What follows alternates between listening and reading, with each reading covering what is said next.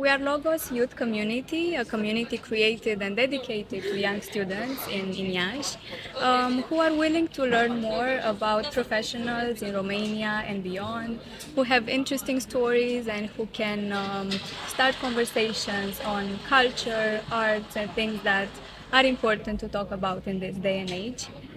Today is a beautiful morning that starts the third day of FILIT Festival in Iași, which is a tradition for Iași and for our community, and this is why we are happy to continue our series of podcasts. I'm Claudia, one of the founding members of the community and a friend of the community, and today we have the great honor to have Lana Bastašić with us, one of the special writers that we've been wanting to talk to for a long time. Lana Bastašić was born in Zagreb back in the times when Yugoslavia was still a country, but then she moved from Zagreb to Bosnia, where she grew up and spent her childhood there. She studied English and Cultural Studies in Bosnia and Serbia, lived for several years in Barcelona as well, also in Berlin, but now she's living in Belgrade, which seems to be her place of return and the place that she's always been to in between all the travels and her journeys. She published so far 3 collections of short stories, a collection of stories for children, a collection of poetry, but the work that made her the most famous internationally is her first novel, Catch the Rabbit, which was published in 2018. This novel was awarded the European Union Prize for Literature in 2020.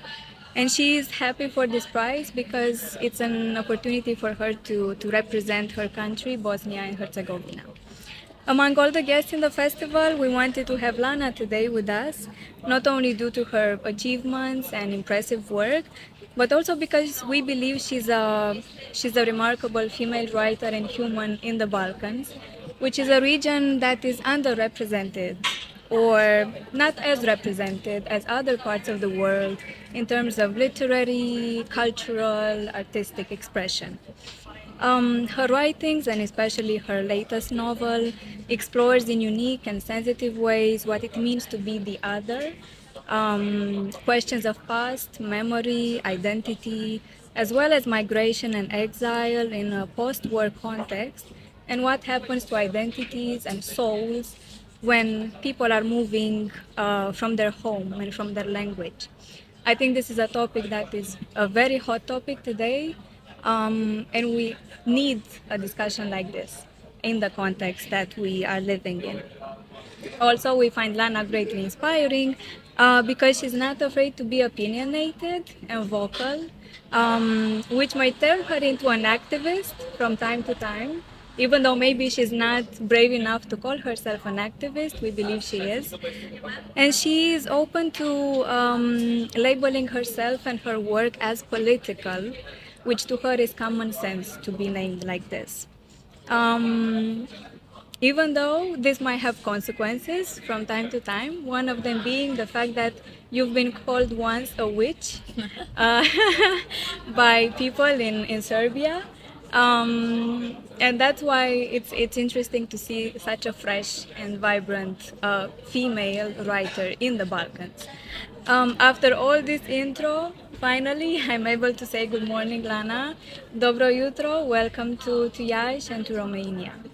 Good morning, Claudia. Thank you for having me. I'm very happy to be here, and thank you for this wonderful introduction. I don't know if I deserved all of these accolades, but it's so nice to hear them in the morning. Yes, exactly. I just wanted to make a beautiful start of the day, and you deserve all these words. They are even a summary of everything that could be said. I have to add that yes, I also consider which a compliment. Mm-hmm. Yes. So, the people who said it did not have in mind that I will take it, happily. And you also got a tattoo after that with the witch. So this means that indeed they just contributed to your identification as someone more complex than they would like you to be. Exactly. Yeah. This podcast can be about many things, but because we are a youth community, we were thinking to discuss about topics that can be interesting for the young generation, but of course they will start from your novel most notably, and your work in general. My first question, of course, will start as an opening to your novel for the ones who didn't read it yet. Catch the Rabbit is a road novel that follows the story of two female protagonists who were born in Bosnia, which was former Yugoslavia back then. They grew up together, they were best friends, but then at some point they grow apart only because two things are different about them: ethnicity and religion. The novel is less about the war itself, but about the consequences the war has on people, on children who eventually become adults, and whose stories can get to be so different only because some criteria about them are different. You were a child when the war started in Yugoslavia. I think you were 6 years old back then. And you faced what it means to be the other and to feel different, more or less than the others. That's why the first question is, what do you think is the deep motivation behind your decision to write this novel years later after the war happened? And was it a quest for meaning, going back in the past to find meaning, like the narrator Sarah does through the writing? And if so, a double question is, did you try to change something in the collective mentality of Yugoslavia, former Yugoslavia, through your novel? Was it intended? Or if not, do you hope that this novel can change something in the future? Wow, those are really great questions. I definitely think that it kind of took me a lifetime to write this book, and this is why I write slowly. And when somebody asks me, when are you going to write the next novel? I like to say it took me 20 plus years to fill up my creative well and emotional well to be able to write this. And I guess it wasn't until I left Bosnia and was living in a different country, a different language for quite a while that I felt like, okay, I'm ready now to go back, to look back at what it was, how it was. And instead of just, writing memoirs or turning it into, oh, look, this is what happened to me or to my friends, to try to fictionalize it.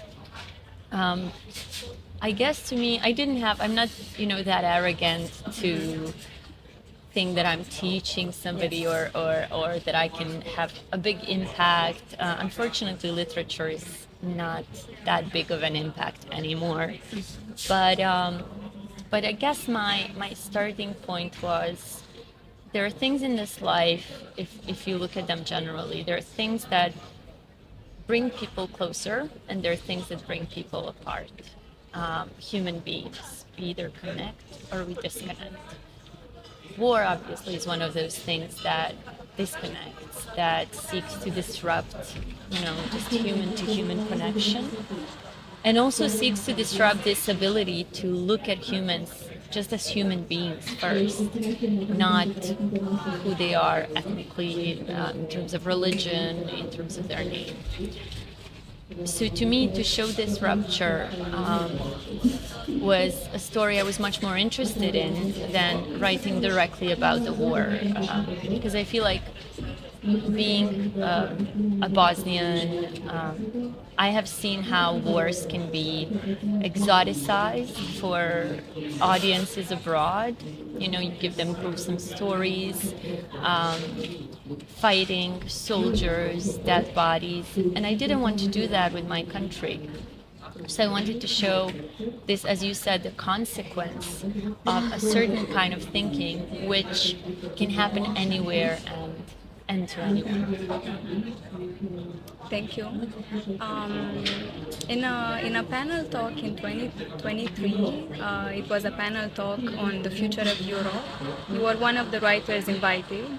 And because you were saying that literature kind of is lost in this process of being part of the change, not because literature is not meaningful, but because the external context.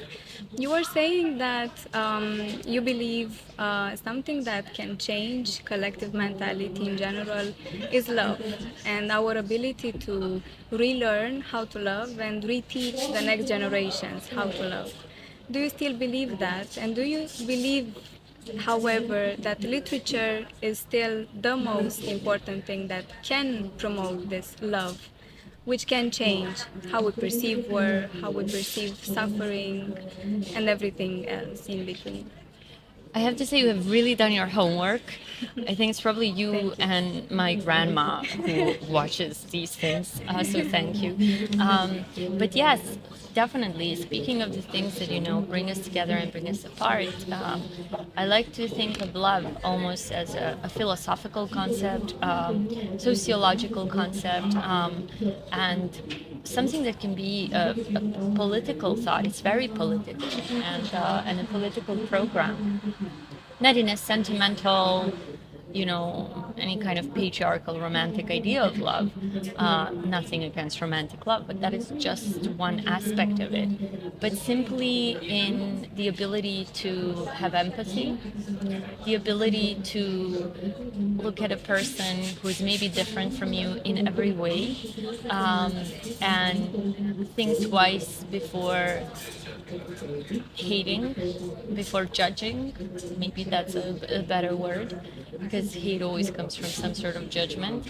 And that goes back to everyday life. You're stuck in traffic and you hate the driver in front of you. Exactly. It has happened to all of us, right? But if you just try this simple exercise of empathy, if you start thinking, maybe this person has had a really bad morning, maybe their child is sick, maybe they just had a terrible fight with their partner, maybe they've suffered a loss, or it's simply another human being trying to get to work. This is where we turn love into, the way of thinking, this kind of sympathetic way of looking at human beings around us. And to me, this is what literature does at its best. It helps you think through the words of another being. You spend several hours with them, inside their shoes practically, and you're engaging in this active activity of this active process of empathy, of wondering what would it be like if this were my story. So definitely, when I talk about love and the importance of love, and how one thing that I find fascinating and sad is that we are no longer talking about love, including at literary events. But we see it as some sort of soppy subject not to be talked about, but we need it, I think, more than ever. Yes, I agree. I think it's the problem is that we see it as something so simple that we don't even take it into account anymore. In a society that wants to think about complex, big things, something that is so organic gets lost in the process of living. Connected to this idea of love for fostering empathy, real empathy in the world, the same panel was also about this idea of humans not being allowed to forget what is happening, what happened in the past and what is happening now and what will happen in the future. Talking about the role of literature again, do you think literature is still capable, or is the thing that can ensure that people will not forget about what is happening and about the others, most importantly, in a world that seems to promote more and more dangerous trends like safe spaces, safe zones, we're not talking about the others, we don't care so much. What is the role of literature here in this process of not forgetting? You know, I feel like there's definitely leaving a trace and leaving something to collective memory. But as I grow older, I'm starting to kind of lose hope or belief that we are actually learning something from those traces, because I feel like we keep making the same mistakes. That is not the fault of literature, and literature is fiction, is telling stories that maybe did not happen, but revealing some sort of truth about ourselves. And so to me, I feel like it's much more important. Literature is not there to teach us about history. There are books that do that. But it is there to develop this sense of looking at the world, this sort of sensibility. And that, I think, is crucial then for how we look at history, how we look at certain things. So it's not just enough to, let's sit down and write all these important stories. It's also important to ask, how do we write them? From which point of view? And is the reader just going to finish the book and be exactly the same as they were? Or are they going to see some connection in their own life? This change could happen on a very personal level. It could just be a change between this person and their child, this person and their mother, this person and their partner. But this is where I really believe that literature can play a role if we can talk about roles. Unfortunately, I think that we have separated art from life. Mm-hmm. To such an extent, and the academia has, to be blamed for this as well, because we're constantly saying, look at the artwork on its own, do not connect it to anything around it, as if art just happens somewhere in a vacuum. And I think this is the reason why we don't learn enough from books, to avoid repeating our mistakes. After this talk about literature, which was a zoom out from your novel, I would like to ask you a more concrete question about you and your connection to Bosnia. Because you were a child when the war happened, it was a different country back then. Now it's a different country, and you moved from Croatia to Bosnia. Then you also traveled to Western Europe, like Barcelona, Berlin, but still you continued to come back to former Yugoslavia, to Belgrade, to Bosnia. Your life is here more than in other places that you've been to.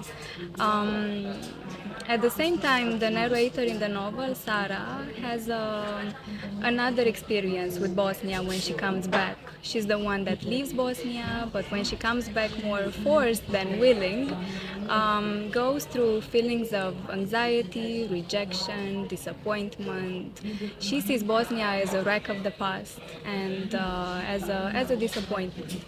How is your relationship to Bosnia as a woman who's been a child, who's been through the war, who saw more or less what is happening, but who decided to be here regardless of the consequences the war might have had on you, and regardless of your journeys in other places? What keeps you here? I mean, that's a good question, because I feel like I keep going and coming back, and I don't know if it's that much of a decision or just things kind of keep happening to me and I'm on the road a lot. But I definitely think my relationship with Bosnia with the Balkans, is much healthier than my narrators in this book, than Sara. Sara is somebody who repressed everything, and her Bosnia is very different from mine, and this is what I like to underline, that the places in this book, it's more of an emotional, personal landscape than an actual, realistic portrayal of the country. For me, I'm somebody who goes to Bosnia at least once a year. My family is still there. And while there are still things that hurt, as if, you're visiting a friend who's very sick. That's how I feel when I visit Bosnia. Even so, I still feel warm. I still feel love. I still feel welcome. So it's a very different situation. But I wouldn't, turn it into this thing of, oh, look how amazing I am. I stayed and I'm going back. It's just a matter of my circumstances. I'm actually not staying very long in Belgrade this time.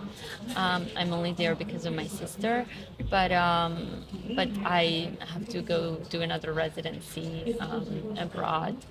So I keep, leaving and coming back. But I like to have this connection. I like to come back. I'm in Zagreb often, in Sarajevo, in Belgrade, in all these different cities. The people abroad, for some reason, they think we don't move around, we don't talk to each other.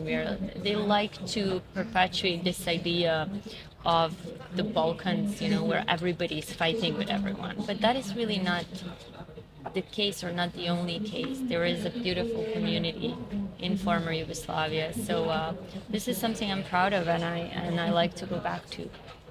Yes, I agree with you. I wasn't born in Bosnia, but I've been there 3 times with multiple occasions and purposes, and I have a lot of friends there.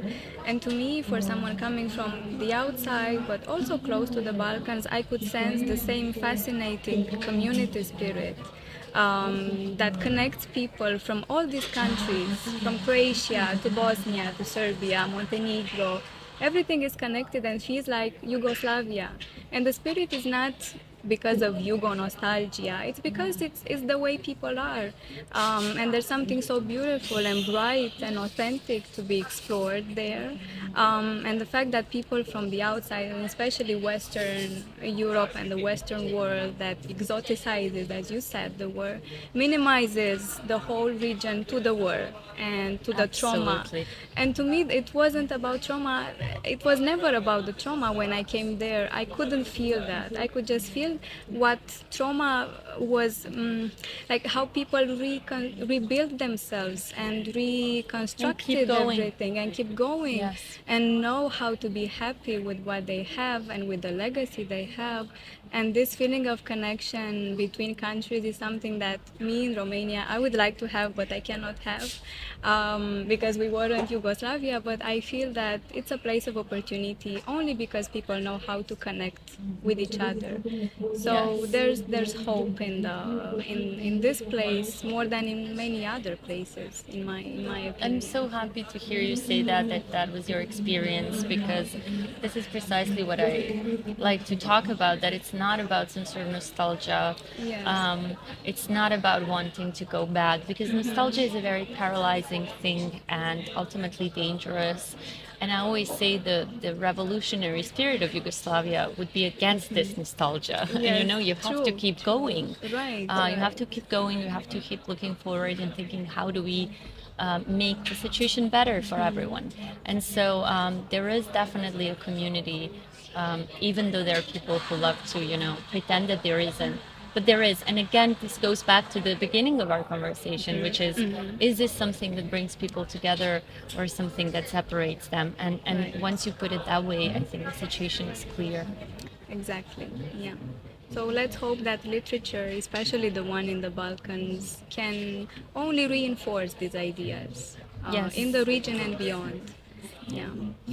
Because you talked about this idea that you are in a constant move from place to place, for many opportunities that, of course, a writer has. A question is about identity and how you see yourself and your identity, given that your personality and your essence as a human have gone through so many things.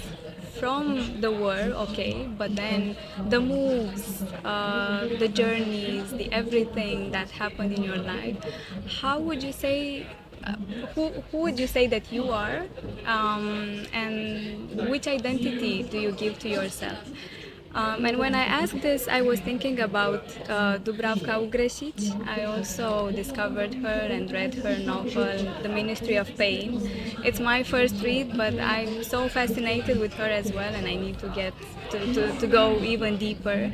But in one of the interviews, I think she said that at some point identity became unimportant to her because she thought that the essence of human beings goes even beyond identity. So it's not as important to put a finger on, okay, this is my identity. Do you feel the same after becoming such a cosmopolitan person, traveling and being fluid in this world that doesn't have barriers, fortunately, hopefully? First of all, I'm so happy you mentioned Dubravka because she was a I know friend you were and a friends. mentor, and I was devastated when she passed away. So knowing that her words live on with young people just makes me really happy. I definitely think for me, identity is not something that ever stops and solidifies and stays unchangeable. I mean, this is almost now a cliche to say, but I really do believe that it's something that is in constant flux and is constantly changing. This doesn't mean that it turns into some sort of chaos, because then you can have existential dread of who am I, right? But if you're open to this change, this then helps with so many different things. The ability to say, I'm sorry, I was wrong. To whether it's, at a family dinner table or politically on a bigger scale, this comes from, accepting that you can change, that we can change as people, that we can grow. And so to me, this is one of the reasons I believe that looking at identity as something fluid is helpful to all of us collectively. What is constant for me is definitely, so I can talk about things that are kind of still there, more than, this is who I am.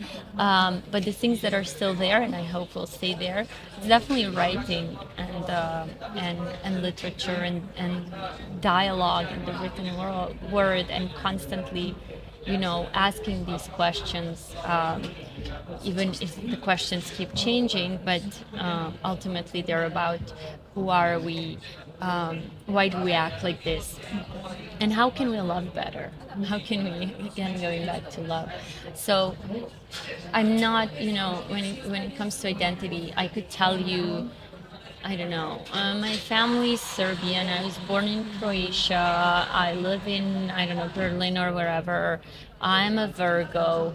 Yes. But what is that going to tell you about me? Right, Exactly. Because if you told me I'm Romanian, that could gives me a bit of context. But I'm pretty sure that the next Romanian I meet is going to be very different from me. Right. So I just feel like, to me, there are different kind of things I'm interested in when it comes to people, and just to allow ourselves the room and the time to keep growing and keep changing, and not kind of hold on to one idea of ourselves. Mm-hmm. Exactly. Related to this idea of keeping growing and developing, a question for the young audience. How important do you think it is to travel and to leave home, as a person who traveled and left home so many times, in order to find yourself and to find your place in this world? I mean, I think it's very important, but at the same time, I'm aware that there is some privilege involved, that not everybody can travel. Some people, have different passports, some people need visas, some people work certain jobs, or don't have the means to go to another country. So it's easy for, I'm a writer, so I go to a writing residency for 6 months or a year. So it's much easier for me to do it. But I do think it's, if somebody's not able to travel a lot, learning other languages, that to me has always been an experience that I immensely enjoy. I keep doing, and I hope until the day I die I will be, doing some Mandarin on Duolingo or something, whatever. But learning other languages is a form of traveling, is a form of meeting the other and seeing that we are not that different. So for me, that kind of goes hand in hand with traveling. But what traveling has given me is to be able to see that certain points of view, certain worldviews were actually context bound. And once I removed myself from certain context, I could see things from a different perspective. This is very interesting, very, very important. It's important in writing. It's also important, I think, for us as people. Right, exactly, for that thing of finding the empathy that can make you a better human. And sometimes, it's kind of useful to ask yourself, who am I without this context, outside of this context? Exactly. And then you see how much of the things that we do, say on a daily basis, are actually dictated by our society. Right, Yeah. and by the boxes that we are into. We are put into, Yeah, absolutely. I remember when I was a teenager, I went to London. And it was the first time that I went there, and I was just fascinated. Of course, idealizing it completely. Now I see the flaws, but back then it was like, oh my God. I remember seeing all these people of different races, different backgrounds, hearing all those different languages, and I remember with whatever little allowance money I had for that trip, I went and I bought a pair of jeans, a pair not of jeans but of pants that I never would have bought in Bosnia. I never would have worn them. It was just too flashy for me. But somehow being in this different context gave me this freedom to reimagine myself. So it's not that it wasn't me. It just, I was given this new space to explore something else. And I always think back to those pants, and it's funny now thinking of a 15-year-old girl, but I think that applies to also, ourselves, who we are as people, more than just a pair of clothing. Yeah. Right, exactly. I would like to ask you a few more questions, let's say related to the activist side of yours, that comes hand in hand with your work as a writer. The first one is related to how it is to be a female writer in the Balkans now, and how strong you think the voice of women in the Balkans, in the fields of art, culture, and literature, do you think is? At the same time, as a context, I saw that you founded an initiative, 3+3 Sisters, and I would like to also ask you about this initiative, how you started it, what's the plan, and how it is going, and what you want to try to change in the Balkans for women out there. I have to say it is definitely much better than it was back in Dubravka's time. There are many more women writers. There is an award for Balkan women writers, something that didn't exist before. What I love about this award, it's called Štefica Cvek, based on one of Dubravka Ugršeć's characters. And it's what I love about this award is that there are multiple winners. So it also goes against this patriarchal idea of there's one winner, there are winners and losers. So I think it's much better. I think we are slightly taking over. That's a good thing. Which is okay, yeah. I mean, This is amazing. we have waited for so long. I feel like it's okay if our male colleagues, wait a bit. I'm just joking, but it's definitely much better. And but I never thought of myself, oh, I am a woman and now I'm writing. Oh, now I'm going to write these women characters. Now, I was just writing. I was a person writing about what she knows. And I wanted to write about people. And more than 50% of those people happen to, identify as women. So to me, it was never really a decision.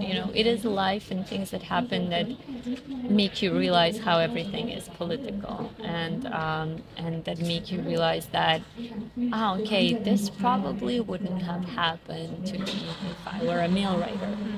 And by that I mean from microaggressions, from being patronized, infantilized, from having to constantly explain my success. Like, but how do you explain this? Because it's not enough to say I wrote a book. No, there has to be something else. So you start seeing this little by little. And I'm happy you mentioned 3+3 Sisters. That is it's not an official project. It's not an institution. It's not anything like that. It was an initiative started by myself and two other writers from Bosnia, Leila Karamujic and Lamia Begagic. And it was born out of this wish to promote solidarity, to not always as writers be sitting on some stage talking about ourselves and our work, but let's do something where we talk about other women writers. So the three of us, we happened to be in Sarajevo at the same time, and we said, let's do a literary event, because all three of us are well-known writers there. But we were so tired of literary events. And then we thought, yeah, but we're not going to talk about ourselves. We're going to choose 3 women writers that we feel are not talked about enough, so that we use our space and our voice to promote our, sisters in literature. And it was supposed to be just a one-time event, but then it was really, really successful. And then it spread around the Balkans, because we said we don't want to own this. It's also not in the feminist spirit to say this is mine. It's not about this ego. But different writers from Serbia, from Macedonia, from Croatia, kind of took this idea, this format, and they made their own 3+3s in their respective cities. So the thing kind of spread. And then I like this idea of a plus, because then it's like 3+3+3+3, exactly. and then suddenly it's like all these amazing women writers, and somebody will maybe come because of me, but then they will hear of this other book, and I will be like, you have to read this. Because one thing I love to do with my women friends is precisely this: when we meet and you have this, you're so excited about a book and you want to tell your friend, oh my god, you have to read this. So we just basically took this, just brought it on a higher level. Yeah, and still whenever we can, we try to do it. But again, it's not, we don't own it. So, if you want to do it in Romania, please be my guest. Yes. This is so impressive. First of all, congratulations. I had no idea about the length and the impact that this initiative has, and it's very inspiring. Because also my favorite female gang is actually based in former Yugoslavia. We are a movement of friends.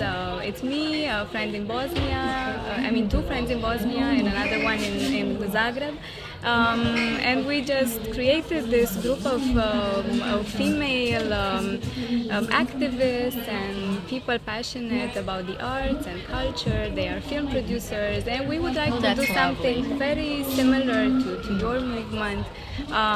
So this proves that there's room for everybody, and that indeed this idea of creating a space for everyone to fit in and to find their voice is doable, even in the Balkans. Yes, and to me this is why I love this community spirit and this idea of it's so easy to connect like-minded people and female. And that is, I feel like because we live in late capitalism, sometimes feminism can be read or used in, for me, a completely different, wrong way, which only reinforces capitalist ideas. For me, true feminism is about solidarity, is about creating space for others, not claiming the space for yourself. So, like extending that ladder for the next one, that for me is very important. And to fight this ego, individualism, and I made it as a writer, so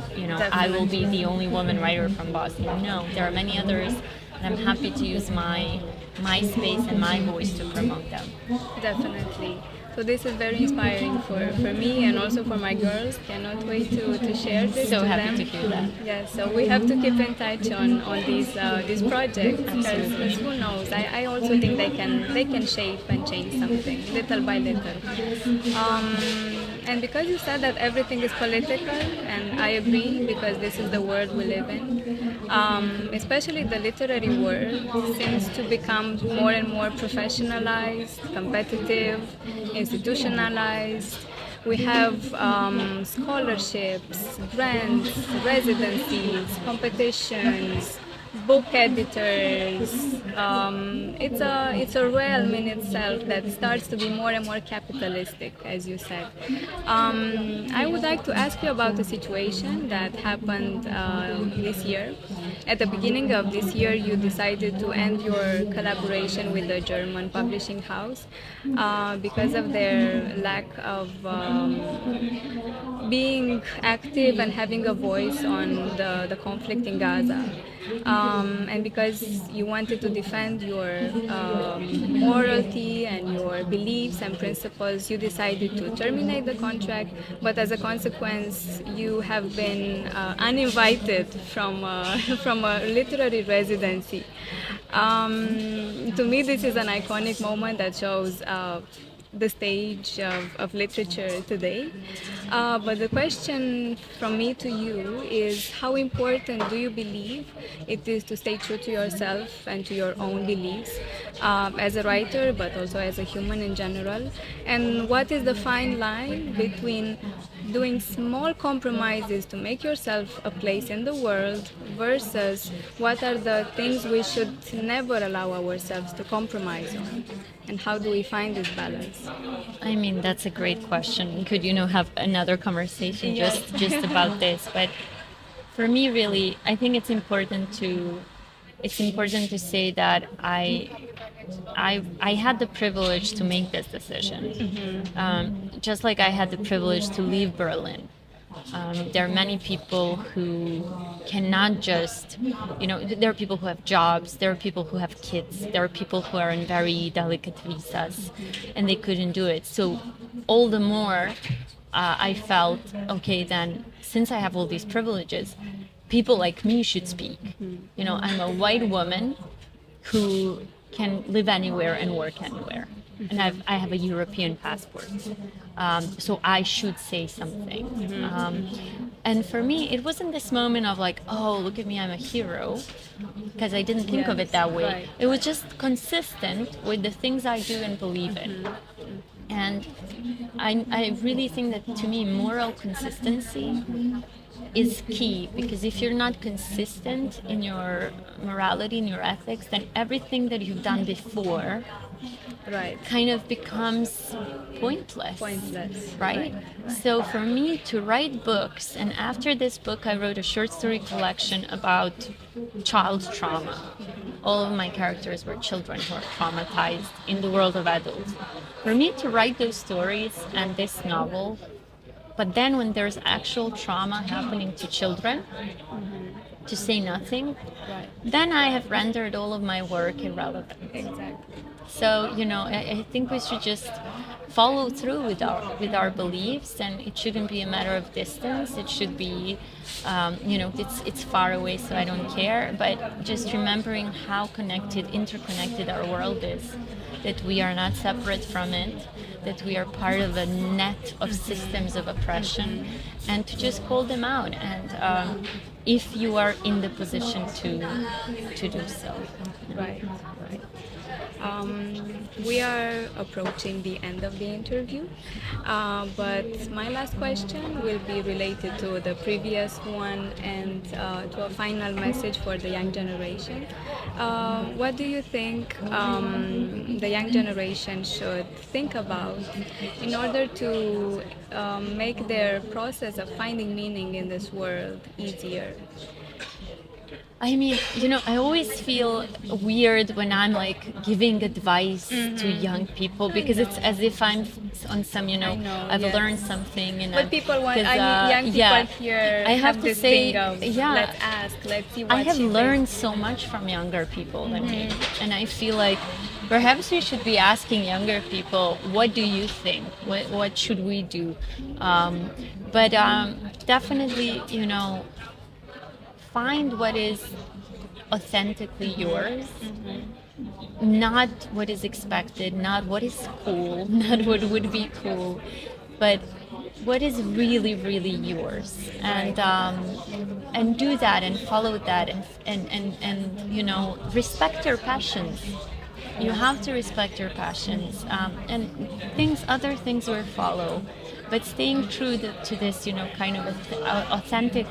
I don't like the word journey. I feel like it's been, abused. Too mainstream. Yeah, exactly. But to kind of try to clear your mind from what the society around you expects, and to really think, what is it that drives me?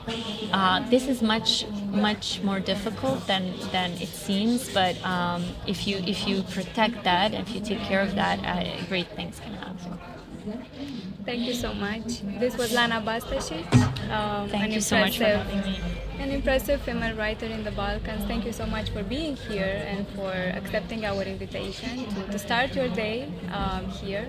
Hopefully we'll meet each other again. Hopefully you'll meet our community again. Great success and inspiration for what is to come. And vidimo se! Vidimo se, thank you. Thank you.